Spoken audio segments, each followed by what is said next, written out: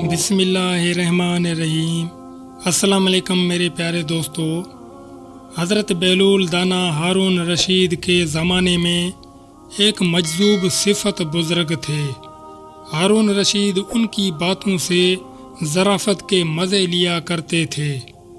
एक मर्तबा हज़रत बेलूल दाना हारून रशीद के पास पहुँचे। हारून रशीद ने एक छड़ी उठा कर दी। बेलूल, ये छड़ी तुम्हें दे रहा हूँ। जो शख्स तुम्हें अपने से ज़्यादा बेवकूफ़ नज़र आए उसे दे देना। हज़रत बेलूल दाना ने बड़ी संजीदगी के साथ छड़ी लेकर रख ली और वापस चले आए। बात आई गई हो गई, शायद हारून रशीद भी भूल गए होंगे। अरसा के बाद हारून रशीद को सख्त बीमारी लाहिक हो गई। बचने की कोई उम्मीद न थी। काफ़ी तबीबों ने जवाब दे दिया। हज़रत बेलूल दाना अयादत के लिए पहुँचे और सलाम के बाद पूछा, बादशाह क्या हाल हैं? हारून रशीद ने कहा, हाल पूछते हो बेलूल, बड़ा लंबा सफ़र दरपेश है। कहाँ का सफ़र? जवाब दिया, आखिरत का। हज़रत बेलूल दाना ने सादगी से पूछा, वापसी कब होगी? जवाब दिया, बेलूल तुम भी अजीब आदमी हो। भला आखिरत के सफ़र से भी कोई वापस हुआ है?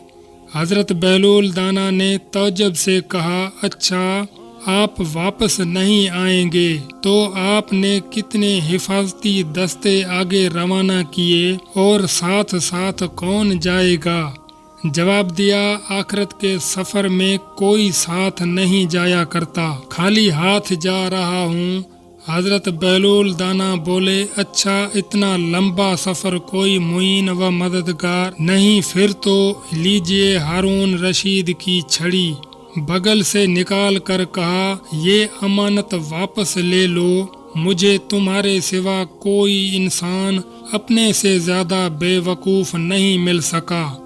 तुम जब कभी छोटे सफ़र पर जाते थे तो हफ्तों पहले उसकी तैयारियां होती थी। हिफाजती दस्ते आगे चलते थे। हशम व खदम के साथ लश्कर हम रकाब होते थे। इतने लंबे सफ़र में जिसमें वापसी भी नामुमकिन है, तुमने तैयारी नहीं की। हारून रशीद ने ये सुना तो रो पड़े और कहा, बेलूल हम तुझे दीवाना समझा करते थे, मगर आज पता चला कि तुम्हारे जैसा कोई फरजाना नहीं। मौत का कोई भरोसा नहीं, कब आ जाए।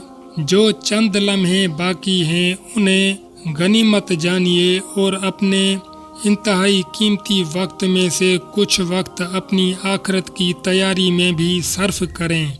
यही असल कमाई होगी। दुनिया का माल तो दुनिया में ही रह जाएगा। जगह जी लगाने की दुनिया नहीं है। ये इबरत की जा है, तमाशा नहीं है।